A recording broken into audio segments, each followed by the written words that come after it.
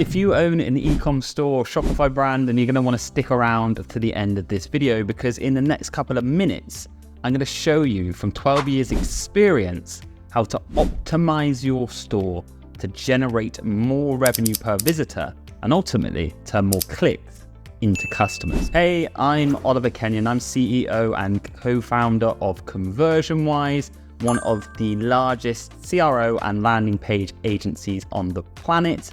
And in this video, I've picked Drunk Elephant, and I'm going to show you what I would do if they hired me and my team to optimize their store. Now, if you've watched my Optimization by Oliver series before, then you'll know that I pick big brands online and I show you before and after designs. I explain exactly what we would do to optimize their site, and I show you that exact process. Now, this is a little bit of an anomaly because Drunk Elephant are very innovative. They have this kind of funky, cool user experience. It's not a very conventional e-com store. And obviously I've gone more down the conventional route.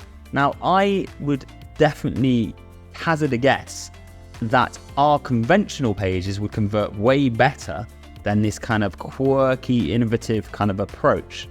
But I want to hear your opinion. Let me know what you think in the comments below. Let's get into the optimization. This one is definitely going to be a bit different. So let's start with the home page. And yes, there's a huge aesthetic change, and I'm going to explain exactly what we've done. But in my opinion, the before, what they currently use, just isn't fit for purpose. They've tried to be a little too clever, a little bit too quirky, and a brand of their size can get away with it, but I think they would make way more money keeping it simple. For example, they use these tiny fonts below the notice bar that you can't even read. They have headlines that are cut off. Yeah, they do a great job with their branding, but look at their call to action. It just says shop. You don't even know it's a button and it's clickable. If they installed heat map or click map software, I'd assume that people are very, very confused. Instead, what we've done is we've added nice social proof above the fold. We've then added a clear emotive headline and subheadline. We've better displayed the beautiful products that they have on sale. We then added a massive pill call to action that is so simple and takes people through to the collection pages.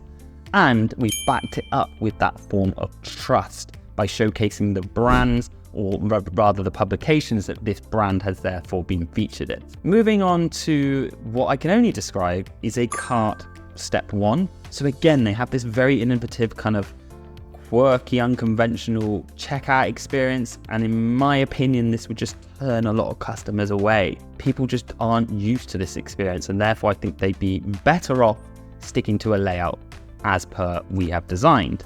You can see before the button goes missing, it's not really a proper cart, and it just doesn't do the effective job of getting people through to that checkout. So what we've done is we've added this dynamic shipping prompt. Yeah, you've seen it on a lot of our videos, but it works, guys. You have a free shipping threshold, and then you take it one step further encouraging those add to carts with a gift that's dynamic at the end of that prompt.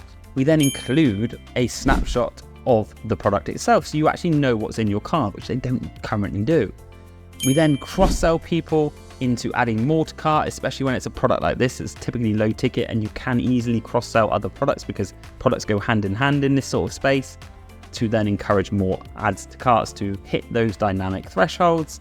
And then we've just better laid out the call to action button and backed it up with some trust. And moving on to the product page, again, a complete redesign. We've done this how I believe it should be done and how I believe they would be making more money. Let me know what you think in the comments. So we've included this nice product image at the top. We've included thumbnails below so people can easily switch between images. They can then use the power of having more images in that carousel, using infographics, pointing out benefits of the product. We then included that all-important social proof. We have a clear layout now of the product name and a description. We've included 3 benefit-driven bullet points, which is super important and effective. We work with some huge beauty brands, and these 3 benefit bullet points work very well in your description. And now you have that all-important call to action without scrolling down. Notice one last thing. What we got rid of, guys? That horrible offline customer support pill button that they have on the before design that people will be clicking instead of the add to cart. Get rid of it, guys. Get it off your page. I always say to people, if you need customer support, if you need those buttons to be prominent on your site, then your pages aren't doing a good enough job to sell. Speaking of selling, if you want to sell more, hit the link in the description below. Let me know what you think of this one in the comments. And if you're enjoying this series, hit the subscribe button. I'll see you in the very next one.